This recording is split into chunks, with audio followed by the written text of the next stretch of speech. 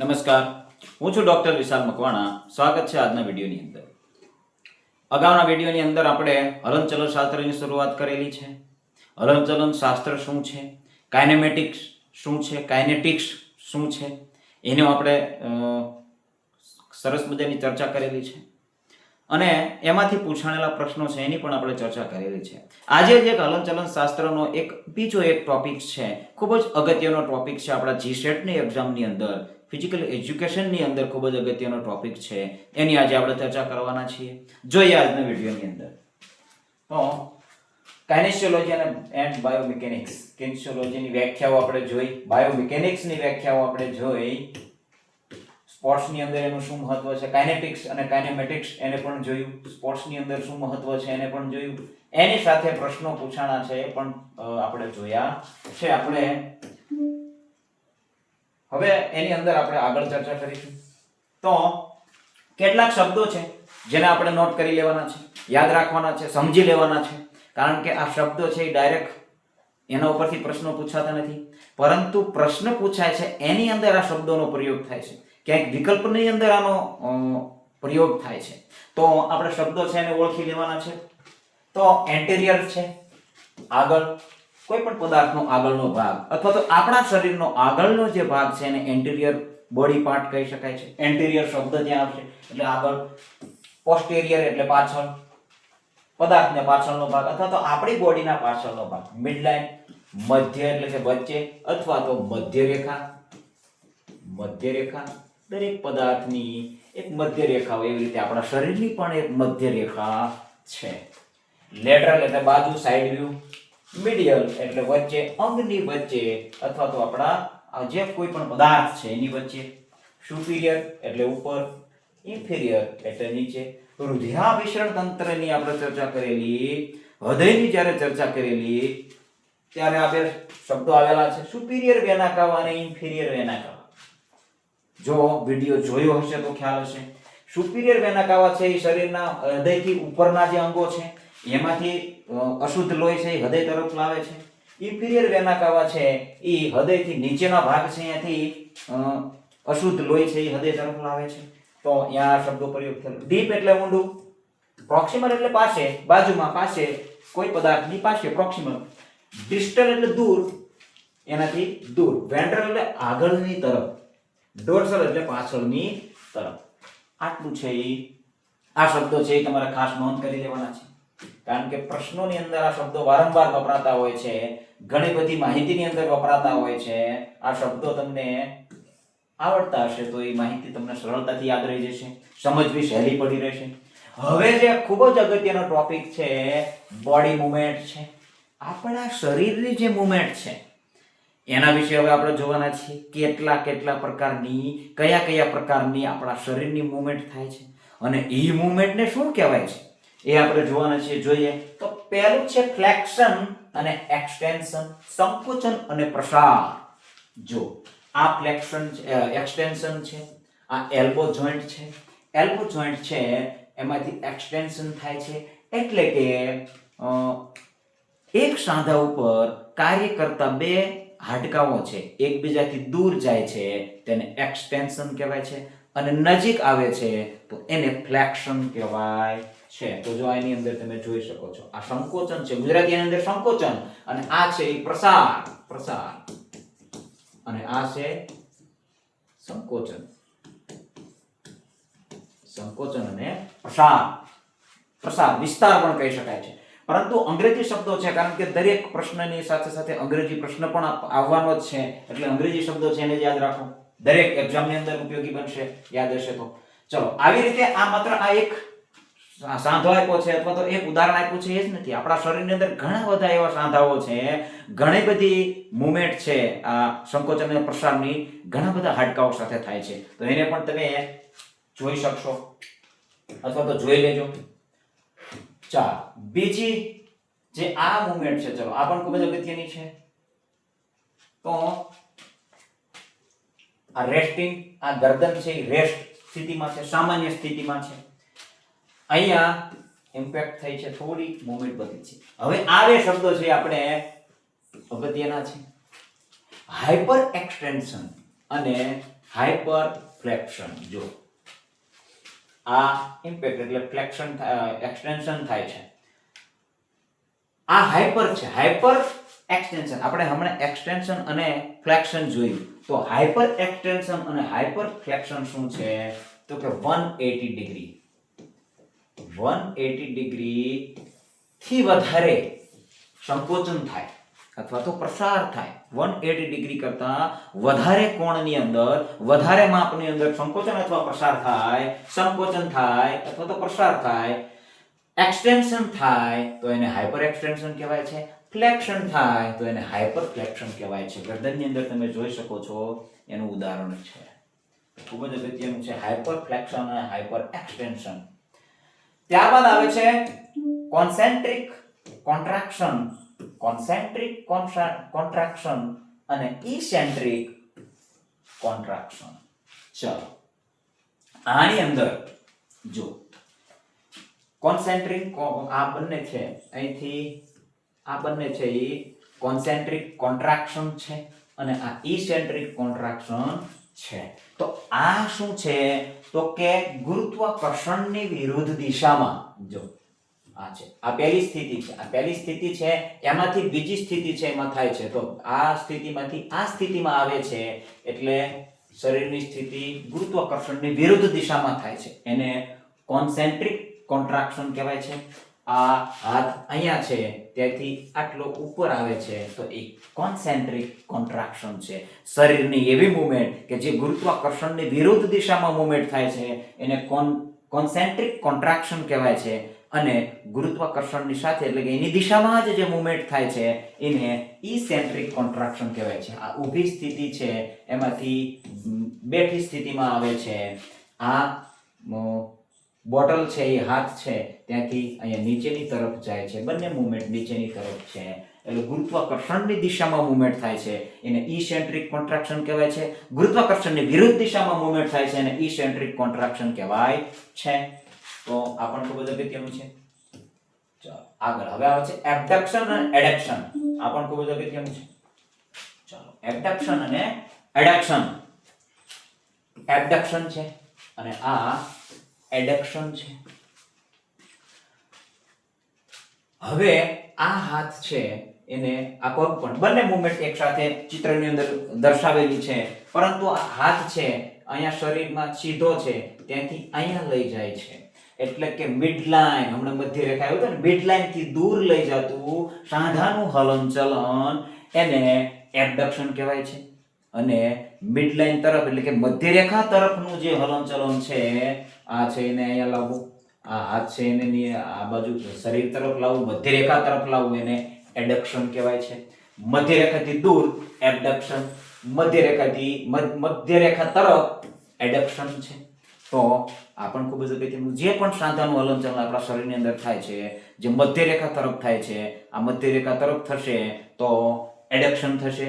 મધ્ય રેખા એટલે હાથ સાવધાનની સ્થિતિમાં છે ત્યાંથી સાઈડમાં આવશે એટલે કે મધ્ય રેખાથી દૂર આપણા સાંધાનું હલનચલન, હાડકાનું હલનચલન થયું છે તો એ એબડક્શન થશે. અને એડક્શન એ મધ્ય રેખા તરફનું હલનચલન છે. ખૂબ જ અગત્યનું છે. દરેક મૂવમેન્ટ છે એને તમે નોટ કરી અથવા તો સિમ્પલ ડાયાગ્રામ. કેવો સિમ્પલ ડાયાગ્રામ? તો આ ડાયાગ્રામ, આ રીતનો ડાયાગ્રામ પણ તમે દોરી. મૂવમેન્ટ છે અહીંયા હાથ છે, એક હાથને અહીંયા રાખો ને એક હાથને આમ કરી દો અથવા બે ડાયાગ્રામ દોરો, બે ડાયાગ્રામ દોરો જેની અંદર બંને હાથ અહીંયા છે, આ મૂવમેન્ટ થઈ છે તો તમારે એ નોટ કરેલું હશે અને આ ડાયાગ્રામ દોરેલો હશે તો તમને ખ્યાલ આવશે વધારે કે આ મૂવમેન્ટ છે એ એડક્શન આવ્યું એટલે આ મૂવમેન્ટ છે, એબડક્શન આવ્યું એટલે આ મૂવમેન્ટ છે, એવો ખ્યાલ આવશે. ચલો ત્યારબાદ આવે છે પ્રોનેશન અને સુપાઇનેશન.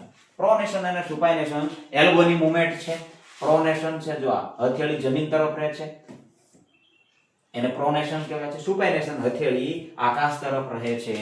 આ એલ્બો છે એને એલ્બોમાંથી હાથ છે એને વાળી અને આ પ્રોનેશનની સ્થિતિ છે અને ત્યાંથી જ તે તમે આકાશ તરફ હથેળી લાવો એટલે સુપાઇનેશન છે. તો આ એલ્બોની મૂવમેન્ટ છે. ત્યારબાદ પ્રોટ્રેક્શન અને રિટ્રેક્શન. પ્રોટ્રેક્શન અને રિટ્રેક્શન છે.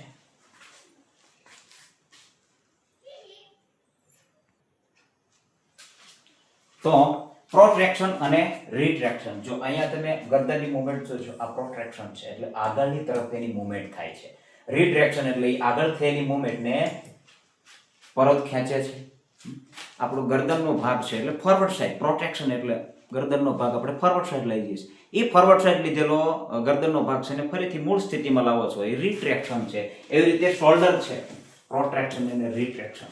પ્રોટ્રેક્શન શોલ્ડર છે એને આગળ લાવો છો તો પ્રોટ્રેક્શન છે, એને પાછળ લઈ જાઓ છો તો રિટ્રેક્શન છે. તો આ પણ ખૂબ જ અગત્યનું છે. ત્યારબાદ ઇલેવેશન, ડિપ્રેશન. ઇલેવેશન શું છે અને ડિપ્રેશન શું છે? ચાલો, ઇલેવેશન અને ડિપ્રેશન. આની અંદર તમે જોઈ શકો બે ડાયાગ્રામ આપેલા છે, આ પણ છે અને આ પણ છે. એની અંદર ચાલો જો આ પેલા આ ડાયાગ્રામ આપણે સમજી લઈએ. તો અહીંયા આપણે નીચે મોંથી દાઢીનો ભાગ છે જેને લોઅર જો કહેવાય છે. લોઅર જો કહેવાય છે. એ ભાગ છે એને ઉપર લઈ જઈએ છીએ એટલે આપણે મોં છે એ ભેગું કરીએ છીએ, એને ઇલેવેશન કહેવાય છે. મેડિબલ જે હાડકું છે એને મેડિબલ કહેવાય છે. અને એને ખોલીએ છીએ, મોં ખોલીએ છીએ એટલે ડિપ્રેશન કહેવાય છે. મોં છે એને ખોલો છો, ડિપ્રેશન છે. મોં ભેગું કરો છો તો એને ઇલેવેશન કહેવાય છે. તો એવી જ રીતે શોલ્ડરનું હલનચલન થાય છે. શોલ્ડર છે એને ઉપર લઈ જાઓ છો તો ઇલેવેશન છે, નીચે લઈ જાઓ છો તો ડિપ્રેશન છે. તો આ ખૂબ જ અગત્યનું છે. ચાલો, ત્યારબાદ આવે છે રોટેશન. ચાલો, રોટેશન. રોટેશન જો અહીંથી આ ગરદન છે, અહીંથી અહીંયા સુધી આટલું રોટેશન થાય છે એને રોટેશન કહેવાય છે. એવી રીતે પગ છે, પગ પણ રોટેશન થાય છે. આ રોટેશન છે. આખા પગનું રોટેશન થાય છે, રોટેશન છે. આ રીતે રોટેશન થાય છે. આખું ગરદન છે એનું રોટેશન થાય, આ રોટેશન છે. બરાબર છે, આ રોટેશન છે. ખૂબ જ અગત્યનું છે. ચાલો, એને રોટેશન કહેવાય. હવે એવી રીતે સર્ક્યુમિડક્શન. આ અને રોટેશનની અંદર કન્ફ્યુઝન થતું હોય છે. સર્ક્યુમિડક્શન શું છે અને રોટેશન શું છે? રોટેશન હમણાં આપણે જોયું. હવે આ સર્ક્યુમિડક્શન શું છે?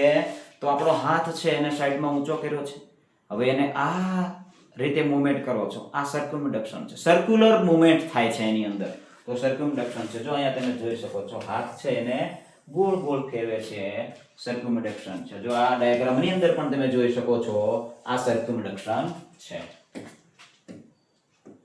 ચાલો, સર્ક્યુમિડક્શન છે. ઇલેવેશન અને ડિપ્રેશન. ત્યારબાદ આવે છે ઇલેવેશન અને ડિપ્રેશન. ચાલો, પગની મૂવમેન્ટ છે. ઇવર્શન અને ઇવર્શન, સોરી, ઇનવર્શન અને ઇવર્શન. ઇવર્શન અને ઇનવર્શન અને ઇવર્શન છે. ચાલો, તો ઇનવર્શન શું છે? તો કે આ પગની મૂવમેન્ટ છે. જો ત્રણ તમને ડાયાગ્રામ આપેલા છે તો એની અંદર પગ છે એને સાઈડમાં ડાબી બાજુ અને જમણી બાજુ બંને બાજુ વારાફરતી ઊંચો કરો છો તો એક બાજુ ઇનવર્શન થાય છે અને એક બાજુ ઇવર્શન થાય છે. તો કઈ બાજુ ઇવર્શન થાય છે? તો અંગૂઠો જે છે ઈ અંગૂઠાનો ભાગ છે, પગના અંગૂઠાનો ભાગ, એ બાજુ તમે પગને સાઈડમાં ઊંચો કરો છો તો ઈ છે ઈ ઇનવર્શન થાય છે. અને પગની આંગળીઓ છે એને ઊંચી કરો છો તો ઇવર્શન થાય છે. જો અહીંયા તમે બંને પગનું જોઈ શકો છો ડાયાગ્રામ. ઇવર્શન તો બંને અંગૂઠા ઊંચા છે ઊંચા, બંને ઊંચા છે. તો ઈ શું છે? ઇવર્શન છે. અને આ ઇનવર્શન છે અને આ ઇવર્શન છે. જો બંને સાઈડની આંગળીઓ છે, અંગૂઠો નીચે છે અને બંને સાઈડની આંગળીઓ ઊંચી થાય છે. આ પ્રકારનું રોટેશન છે, આ પ્રકારની મૂવમેન્ટ છે એને ઇનવર્શન અને ઇવર્શન કહેવાય છે. ચાલો, આગળ હવે આવે છે ડોર્સિફ્લેક્શન અને પ્લાન્ટર ફ્લેક્શન. ચલો, આ પણ ખૂબ જ અગત્યનું છે. ડોર્સિફ્લેક્શન અને પ્લાન્ટર ફ્લેક્શન. ચાલો, આ ડાયાગ્રામની અંદર સરસ મજાનું સમજાય છે કે પગ છે એને આગળ ઊંચો કરો છો અને પગને પંજા ઉપર ઊંચા થાવ છો અથવા એડી ઉપર આગળથી પંજાને ઊંચો કરો છો, એવી કંઈક મૂવમેન્ટ છે. તો પંજા ઉપર જ્યારે એડી ઉપર પગ ઊંચો થાય છે એને ડોર્સિફ્લેક્શન કહેવાય છે. અને આ મૂવમેન્ટમાં એડી ઊંચી થાય છે એને પ્લાન્ટર ફ્લેક્શન કહેવાય છે. એડીનો ભાગ જ્યારે ઊંચો કરીએ છીએ, પંજા પર ઊંચા થઈએ છીએ ત્યારે પ્લાન્ટર ફ્લેક્શન થાય છે. અને એડીને જમીન સાથે રાખીને પંજાના ભાગને ઊંચો કરો છો તો એ ડોર્સિફ્લેક્શન છે. અહીંયા પણ જોઈ શકો છો આ ડોર્સીફ્લેક્શન છે, એડેનો ભાગ ઊંચો છે તો પ્લાન્ટર ફ્લેક્શન છે. એવી રીતે અહીંયા પણ જોઈ શકો છો ડોર્સીફ્લેક્શન અને પ્લાન્ટર ફ્લેક્શન શું છે. એડેનો ભાગ ઊંચો થાય એટલે પ્લાન્ટર ફ્લેક્શન છે અને પંજાનો ભાગ ઊંચો થાય તો ડોર્સીફ્લેક્શન છે. ત્યારબાદ આવશે લેટરલ ફ્લેક્શન. લેટરલ શબ્દ છે, લેટરલ એટલે હમણાં જ આપણે શબ્દોની અંદર જોયું, લેટરલ એટલે સાઈડ અથવા બાજુની અંદર જે મૂવમેન્ટ થાય છે. તો આની અંદર તમે જુઓ છો ગરદન ડાબી અને જમણી બાજુ મૂવમેન્ટ કરે છે, ડાબી અને જમણી બાજુ મૂવમેન્ટ કરે છે. લેટરલ મૂવમેન્ટ એટલે સાઈડ મૂવમેન્ટ જે થાય છે, આ શરીરનો અપર બોડી પાર્ટ છે એને સાઈડમાં ડાબી અને જમણી બાજુ મૂવમેન્ટ થાય છે, તો એ મૂવમેન્ટ થઈ શેમાં આવશે? લેટરલ ફ્લેક્શન ની અંદર આવશે. તો આ પણ ખૂબ જ કે સાઈડ વર્ડ ની અંદર જે મૂવમેન્ટ થાય છે એ લેટરલ ફ્લેક્શન ની અંદર. ત્યારબાદ આવે છે રેડિયલ ડેવિએશન. રેડિયલ ડેવિએશન આવે છે અને અલ્નાર ડેવિએશન આવે છે. રેડિયલ એટલે રેડિયસ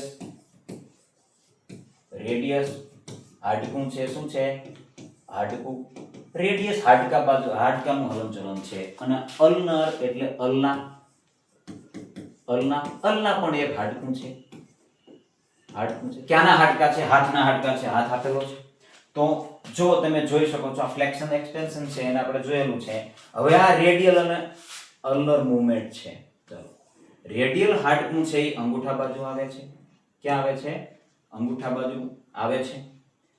અને અંગૂઠા બાજુ આપણો હાથ છે એને આ રીતે મૂવમેન્ટ કરો છો, આ સાઈડમાં છે તો આ ટચલી આંગળી બાજુ મૂવમેન્ટ જે થાય છે એને આ નહીં પણ આ અલ્નાર ડેવિએશન કહેવાય છે. અલ્નાર ડેવિએશન અને ત્યાંથી જમણી બાજુ એટલે કે અંગૂઠા બાજુ તમે મૂવમેન્ટ કરો છો, તો એને રેડિયલ ડેવિએશન કહેવાય છે. રેડિયસ હાડકા બાજુ મૂવમેન્ટ થાય છે હથેળીની તો એને રેડિયલ ડેવિએશન કહેવાય છે. અને ટચલી આંગળી બાજુ એટલે કે જે બાજુ અલ્ના આવેલું છે એને અલ્નાર ડેવિએશન કહેવાય છે. તો પણ ખૂબ જ અગત્યનું છે. દરેક જે છે એ નામ છે એને નોટ કરતું રહેવું, મૂવમેન્ટ છે એને નોટ કરતું રહેવું. ઓપોઝિશન અને રિપોઝિશન. ચલો, ઓપોઝિશન એટલે ઓપોઝિટ કહી શકાય. ચાલો, ઓપોઝિટ તો અંગૂઠો જે છે એ જો દરેક આંગળીની ઓપોઝિટમાં આવે છે તો આ ઓપોઝિશન ત્યાંથી ફરીથી મૂળ સ્થિતિમાં જાય એને રિપોઝિશન કહેવાય છે. જો અહીંયા પણ જોઈ શકો છો આ ઓપોઝિશન છે અને આ રિપોઝિશન છે. ઓપોઝિશન અને રિપોઝિશન. ચાલો, તો આ ઓપોઝિશન અને રિપોઝિશન મૂવમેન્ટ છે એ થંબની અંદર થાય છે. હવે એની અંદરથી કેટલા પ્રશ્નો પૂછાણેલા છે આ મૂવમેન્ટની અંદરથી, તો એને પણ જોઈ લઈએ. ઊંધું અને સીધું એ કેવું હલનચલન છે? ચલો, ઊંધું અને સીધું જો આ ગુજરાતીની અંદર તમે જોઈશો એટલે તમને ખ્યાલ આપશે નહીં, પરંતુ અંગ્રેજીની અંદર જોઈશો સુપાઇનેશન અને પ્રોનેશન કયા પ્રકારનું હલનચલન છે અથવા તો કઈ જગ્યાનું હલનચલન છે. ચલો, તો ટીબિયા ફિબ્યુલા. હવે ટીબિયા ફિબ્યુલા શું છે એ પણ ખ્યાલ આવવો જોઈએ. તો આ પગના હાડકા છે. ચાલો, તો કાર્પલ અને મેટાકાર્પલ. કાર્પલ અને મેટાકાર્પલ શું છે? તો હાથના હાડકા છે. હાથની હથેળીના હાડકા છે. શેના છે? હથેળીના હાડકા. હાથની હથેળીના હાડકા છે. Radio અલ્નાર joint. રેડિયસ હાડકું અને અલ્ના હાડકું એનો જોઈન્ટ જે એલ્બોની અંદર થાય છે એનું જોઈન્ટ છે. તો એ કોણીની અંદર કોણીનું હલનચલન. અને ટાર્સલ મેટાટાર્સલ એટલે પગના પંજાનું હલનચલન. એટલે પગના પંજાની અંદર જે આંગળીઓ છે, આંગળીઓ ના હાડકા એને ટાર્સલ અને મેટાટાર્સલ કહેવાય છે. તો કોણીનું હલનચલન જે છે ઈ સુપાઇનેશન પ્રોનેશન કરે છે. આપણે જોયું તો આ સુપાઇનેશન પ્રોનેશન થાય છે ને એ મૂવમેન્ટ છે, એનો પ્રશ્ન પૂછાણેલો છે. એવી રીતે બીજા પ્રશ્નો પણ પૂછાઈ શકે છે. એવી રીતે બીજો એક પ્રશ્ન છે જે તે એક મૂળભૂત હલનચલન છે કે જેમાં અંગૂઠો ટીબિયાની નજીક આવે છે. અંગૂઠો ટીબિયા શું છે? ચાલો, ટીબિયા એક હાડકું છે, પગનું હાડકું છે. પગનું હાડકું છે. શાનું હાડકું છે? પગનું હાડકું. ચાલો, તો હવે અંગૂઠો, તો પગનો અંગૂઠો આવતો હશે એ ખ્યાલ આવી જાય. ટીબિયા પગનું હાડકું છે એટલે પગનો અંગૂઠો છે એ ઊંચો થતો હતો અને એક બાજુ આંગળા ઊંચા થતા. ટીબિયાની નજીક એટલે ટીબિયા ઉપર આ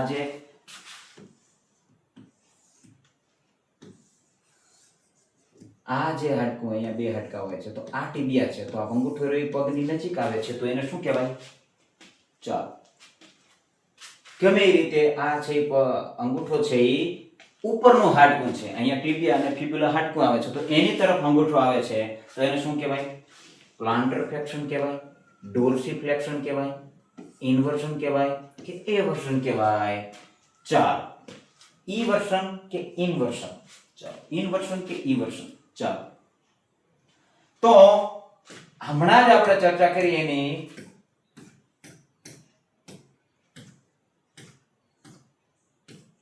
પગ છે એ અંગૂઠો છે એ પગની નજીક આવે છે. જોઈ લઈએ એટલે જો આ અંગૂઠો છે એ પગની નજીક આવે છે. આમાં પણ છે ડોર્સિફ્લેક્શન, પ્લાન્ટર ફ્લેક્શન. હા, ક્યાં ગયું? ચિત્ર જોતા તમને વધારે ખ્યાલ આવશે કે કયું આવે છે.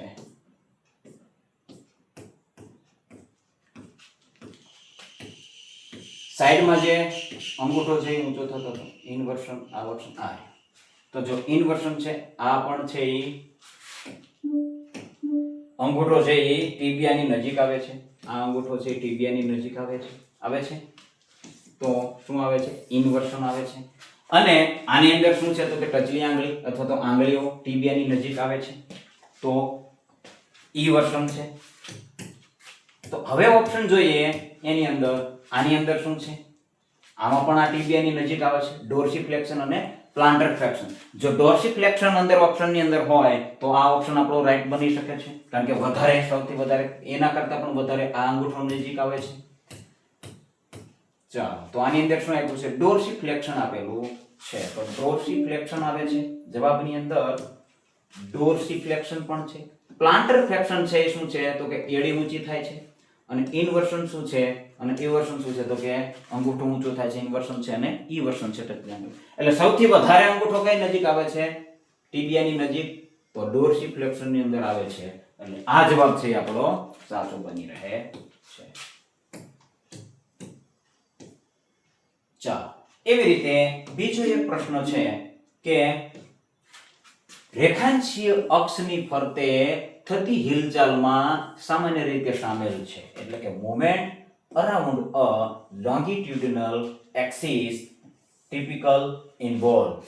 ચાલો, લોંગિટ્યુડિનલ એક્સિસ પ્લેન અને એક્સિસ છે એ આગળના લેક્ચરની અંદર આપણે ભણવાના છીએ.